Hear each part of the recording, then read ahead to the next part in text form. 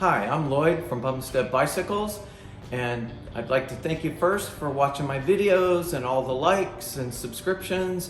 It really helps for being able to do more videos, so I just wanted to do a quick thank you.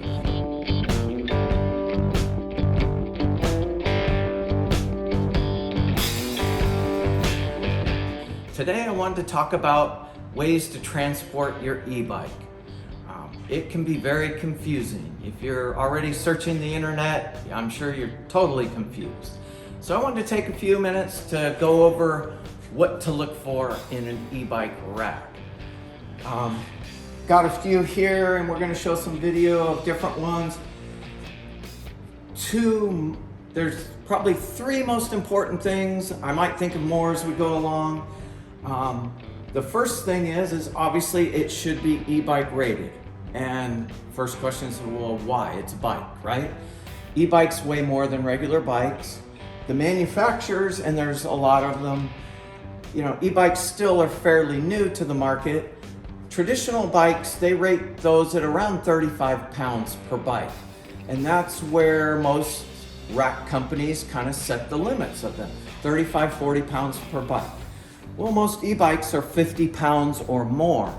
Some as high as 78 or maybe even 80 pounds, depending on what you're getting. So the first thing you have to look for is the weight classification. You need to know the weights of your e-bikes. You need to know your tire width or size, because and I've got a picture of one of the racks here, of how that bike sits in the rack. And here's another one. Here's one showing a more narrow tire. This rack is set up to hold a wider tire bike. So you need to know the width or diameter of your tires. So look up or see what the weight of your bike and your tires. Another thing to consider then is how the bike is held on to the rack. Different contact points. Traditionally, most, obviously, like we talked about at the wheels, but then also it's going to hold somewhere else on the bike. A lot of them will push down on the frame. So if you have a standard frame bike, not a big deal, pushes right down. If you don't, you're going to need an adapter crossbar. So in the example of a rack that pushes down on the frame, on a step-through bike, you have no frame there. They make an adapter crossbar that goes across. So you may have the added expense of that for being able to, on your step-through bike, use it on the bike rack. So you need to look for that.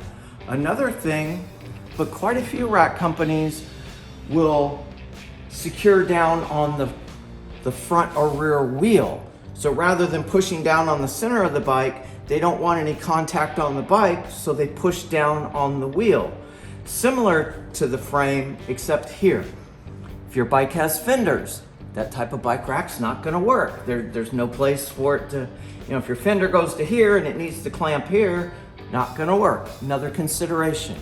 So look for all of those factors when you're going to look for bikes. So there's the first part. Need to know weights of your bike, how it's going to attach. The next thing, a lot of these racks will have a disclaimer on there or a warning that you can't mount them to travel trailers, fifth wheels, tow vehicles. Apparently on travel trailers, they bounce a lot more than your primary vehicle, and the rack manufacturers have found that is a stress on the rack. Some companies now are making one that I know specifically, Hollywood Racks, makes one specifically for travel trailer fifth wheel type. So again, look for that. What kind of vehicle are you mounting it to? Is it a tow vehicle or is it your primary vehicle? There's two diameter sizes, so your vehicle needs to have some type of tow capacity. A lot of SUVs and trucks, it comes with a tow package from the factory. Smaller SUVs usually doesn't, but you can have one installed. You can check with the dealership, sometimes U-Haul places. There's ways you can have one added to your vehicle.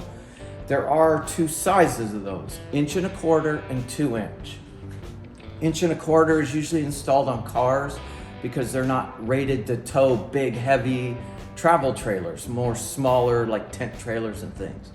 But there are racks for this that will go to 1.25. Some are adaptable to both. Some are 2-inch only. So you need to look at that. What size of a hitch will the rack work with? You need to know your hitch size so that it is compatible. Like this one, it's marked 2-inch. Right there on the box. 2 bikes, 2-inch. So again, another thing to look for. How are you going to attach this into what type of vehicle and what size hitch? Another thing they're starting to do, again, because some of these are pretty heavy, is companies are coming out with, and both that Yakima and this that I have in the store, they have a loading ramp. So again, rather than lifting your bike, you can roll it up onto the ramp and mount your bike onto the rack without physically lifting it. I don't have one here in the store, but I'm sure we'll provide you with some pictures of it. Saris Racks has a new one that has an electric lift to it. Quite innovative. It hooks into the tow package, and you can physically lower the rack to the ground, load the bikes, push a button, and raise it back up into the driving position. So again, tons of different racks. I'm not recommending any one particular here today. I'm just trying to give you all the things you need to look for when searching for a rack so that it will fit your bike, mount your bike properly, and attach to your vehicle. So again, there's tons of different ones out there.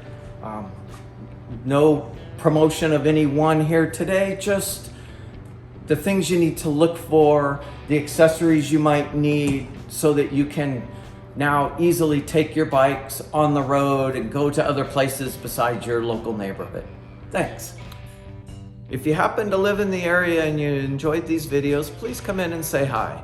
If you're not local to the area and you're interested in buying some of the items we talk about, in the description below we should have links to the items.